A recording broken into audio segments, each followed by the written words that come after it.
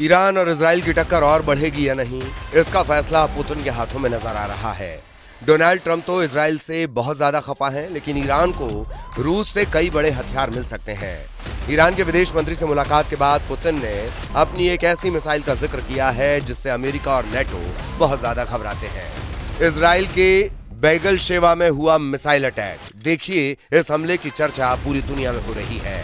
Cease fire से कुछ minute पहले हुए इस हमले ने नेतन्याहू से लेकर डोनाल्ड ट्रंप तक सबको चौंका दिया। इजराइल का तेल अवीव, अशदोद, जियोन नेसा और हाइफा जैसे शहरों का हाल पहले ही वायरल है। क्या ईरान अब इससे भी खतरनाक मिसाइलों से खुद को लैस करने जा रहा है? ये कयास इसलिए क्योंकि ईरान के विदेश मंत्री से मिलने के बाद पुतिन ने एक मिसाइल का नाम लिया है जिसका खौफ नेटो और अमेरिका में पहले से फैला हुआ है। इसीलिए ईरान और इजराइल के बीच सीज फायर की सबसे बड़ी वजह पुतिन और उनकी ऑरेशनिक मिसाइल को बताया जा रहा है। क्या सीज फायर के बाद भी युद्ध तेज हुआ तो ईरान रूस की ऑरेशनिक मिसाइल से हमला करने को तैयार हो रहा है? पुतिन से भी ज्यादा अब ऑरेशनिक मिसाइल का डंका बज रहा है। ईरान के विदेश मंत्री के साथ पुतिन की मीटिंग ने ऑरेशनिक वाला अलार्म बजा दिया है। क्या ऑरेशनिक का खौफ अब पश्चिम एशिया में सबसे बड़े युद्ध की शुरुआत करने वाला है? उधर राष्ट्रपति व्लादिमीर पुतिन का दावा है कि रूस की नई मध्यम दूरी की मिसाइल ऑरेशनिक का बड़े पैमाने पर उत्पादन जारी है। इस मिसाइल ने युद्ध में खुद को साबित किया है। वहीं नौसेना को नए जंगी जहाज और पनडुब्बियां मिलेंगी जिसमें बहुत ही सटीक हमला करने वाले हथियार होंगे। पुतिन ने तेल अवीव पर हुए ईरान के मिसाइल अटैक देखे हैं। पुतिन जानते हैं कि ईरान अब तक इस युद्ध में करीब 600 मिसाइल दाग चुका है। तेल अवीव, हाइफा, बैगल शेवा में हुए धमाकों को देखने के बाद आखिर पुतिन ने ऑरेशनिक मिसाइल का जिक्र क्यों किया? पुतिन का सिग्नल सवाल उठा रहा है कि क्या रूस अब ईरान को अपनी ऑरेशनिक मिसाइल देने वाला है? क्या ईरान की एरोस्पेस फोर्स अब पुतिन की ऑरेशनिक को लॉन्च करने की तैयारी कर रही है? ये मिसाइल जहां वार करती है उस जगह को 4000 डिग्री सेल्सियस में जला डालती है। ये मिसाइल परमाणु बम नहीं, लेकिन उससे कम भी नहीं। ये पुतिन की 4000 डिग्री वाली भट्टी कही जाती है। सीज फायर टूटने का मतलब है ईरान और इजराइल का युद्ध तेज होगा और फिर सबसे खतरनाक हथियार एक दूसरे पर दागे जाएंगे। ऑरेशनिक का इस्तेमाल पुतिन यूक्रेन पर कर चुके हैं और इसका वॉरहेड जहां गिरता है वहां कुछ बाकी नहीं रहता। ऑरेशनिक एक हाइपरसोनिक मिसाइल है। यह आवाज से 10 गुना रफ्तार से हमला करती है, यानी 12000 किलोमीटर प्रति घंटे से भी ज्यादा। इसकी रेंज 5000 किलोमीटर है। पुतिन की यह मिसाइल 100% तबाही की गारंटी देती है। पुतिन ने दावा किया है कि अब ऑरेशनिक मिसाइल का उत्पादन बहुत तेजी से किया जा रहा है। ईरान को भी ये बात बताई गई है। इसीलिए जब डोनाल्ड ट्रंप इस युद्ध में सबसे आगे बढ़ चढ़कर बोल रहे हैं और सीज फायर कराने का दावा कर रहे हैं, तब ईरान और इजराइल के बीच युद्ध और तेज होता नजर आ रहा है। एक तरफ तेल अवीव, दूसरी तरफ तेहरान। दुनिया ने 2 राजधानियों को दहलते हुए देखा है। एक तरफ ईरान के हमले और दूसरी तरफ इजराइल के अटैक। सीज फायर क्या डबल फायर में बदलने वाला है?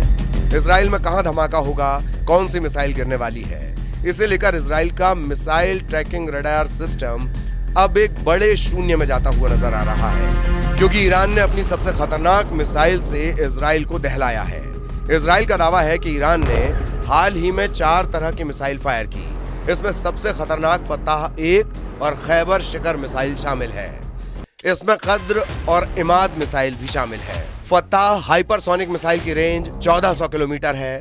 खैबर शिकन मिसाइल की रेंज 1450 किलोमीटर है। कद्र मिसाइल की रेंज 2000 किलोमीटर तक है और इमाद की रेंज 1700 किलोमीटर है। इजराइल पर हुए ताजा हमलों में इन्हीं मिसाइलों ने तबाही मचाई है। तेल अवीव से लेकर हाइफा और अशदोद से लेकर बीर शीबा और शेफाल जैसे छोटे शहरों पर अटैक तेज हो चुके हैं। इसमें कोई शक नहीं है कि ईरान में सर्वोच्च नेता अली खामेनी और राष्ट्रपति पेजेश्कियान की सरकार इजराइल और अमेरिका के टारगेट पर रही है और अब भी है।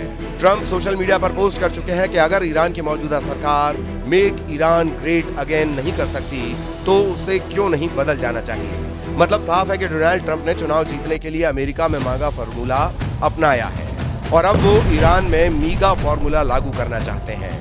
लेकिन क्या इतना आसान है? नेतन्याहू के साथ मिलकर ट्रंप ने बेशक ईरान के परमाणु अड्डों पर दुनिया के सबसे खतरनाक बम की बारिश की हो, लेकिन ईरान भी बराबर इजराइल को चैलेंज दे रहा है। इजराइल में ईरान की मिसाइल ऐसे गिरी है जैसे आसमान से बिजली गिरती है। कोई नहीं जानता कि ईरान की बैलिस्टिक मिसाइल कहां गिरेगी और इस बात को इजराइल की सेना भी मान चुकी है।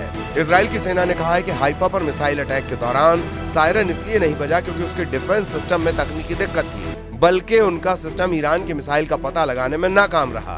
मतलब साफ है कि इजराइल का मिसाइल डिफेंस सिस्टम अब ईरान की मिसाइलों को रोकने में फेल साबित हो रहा है। इजराइल और ईरान के युद्ध में सीज फायर नहीं बल्कि डबल फायर के खतरे ने यूरोप को भी डबल टेंशन दे दी है। फ्रांस ने इजराइल से अपने नागरिकों को निकालने के लिए सेना का विमान भेजा।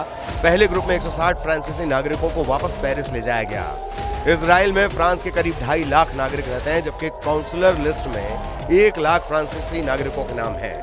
जाहिर है कि युद्ध तेज होने का खतरा खत्म नहीं हुआ है बल्कि बढ़ता जा रहा है।